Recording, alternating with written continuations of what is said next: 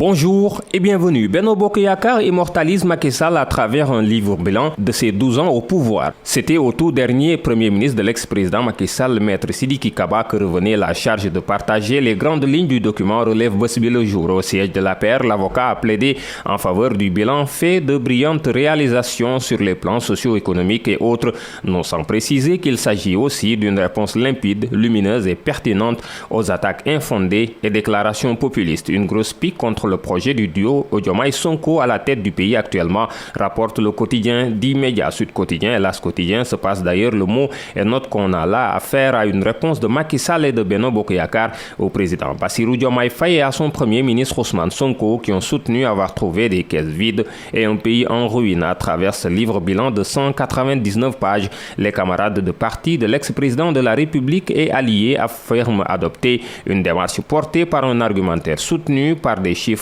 et données irréfutables, faisant une photographie exhaustive de la situation réelle du pays telle que transmise en avril 2024 au nouveau tenant du pouvoir, renseigne Sud Quotidien. Et L'As Quotidien, les membres de l'ancienne mouvance présidentielle clament haut et fort, d'après l'Info Quotidien, que l'actuel régime n'a d'ailleurs d'autre choix que de reconnaître et de s'inscrire sur les fondations solides posées par Macky Sall pour poursuivre la construction d'un Sénégal en progrès ces 12 dernières années. Pendant ce temps, dans le domaine de la sécurité, le général Jean-Baptiste Tine chamboule la police, la DIC, la sûreté urbaine, la division de la cybersécurité. Le commissariat central de Dakar change de boss.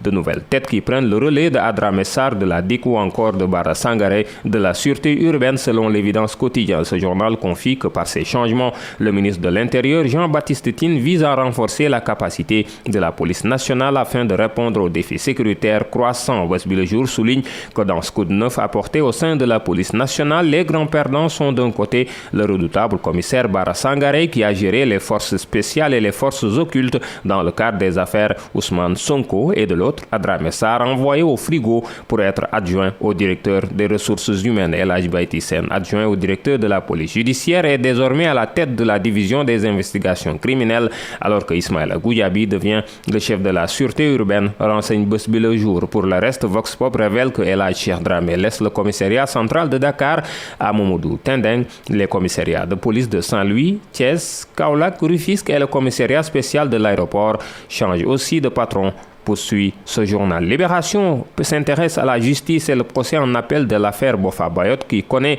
son verdict final. Omar Ampoy Bodian est acquitté au bénéfice du doute après 6 ans de prison. Pour ce qui est de Remé Capin Bassène, sa peine à la réclusion criminelle à perpétuité a été confirmée. Relais. Libération Quotidien en sport. Record Quotidien parle de 2 internationaux sénégalais de football, Moussa Niakhaté et Habib Diarra. Leurs 2 clubs Lyon et Strasbourg se rencontrent ce soir pour le compte de la Ligue 1 française, et d'après ce journal, ils ont des objectifs différents. Si Niakhaté veut se reprendre après un début de saison compliqué avec les Guns, pour Habib Diarra et Strasbourg, il faut enchaîner après de bons résultats. À vos journaux, bonne lecture.